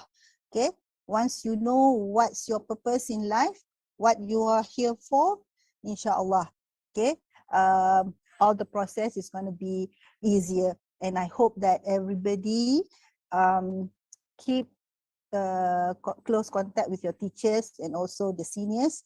And to the seniors, good luck in your studies. Okay, come back and then give back to the society. And for the juniors, good luck in your SPM. Take positive of this PDPR. Okay, I think you'll be better if you take it positive. Be positive. Okay, I think I don't want to keep you guys too long. Okay, all the best to everyone. Thank you, Cikgu Ami, for the program, and I hope the junior especially you'll get something out of this, because those seniors, they've been there, they've done that. Okay, we know all of them. Okay, because 2015 I was still in Taman Tun when they set for their SPM. I was not there with them, but I'm pretty sure their do'as to me and my do'as had reached them. So again, Assalamualaikum warahmatullahi wabarakatuh. Okay, thank you teacher. So semoga perkongsian sebentar tadi dapat dimanfaatkan oleh semua pelajar pada hari ini. Setinggi-tinggi penghargaan diucapkan kepada panelis-panelis kita pada hari ini. Mari kita memberikan tepukan yang gemuruh kepada panelis. I know you can like tepuk, but there's a reaction there, so you can clap or something. Okay, sekali lagi kita berikan tepukan kepada guru-guru dan pelajar yang turut hadir dalam program kita pada hari ini. So now kita akan mengadakan sesi bergambar. So sila buka kamera je semua. Please, sekejap je. Okay.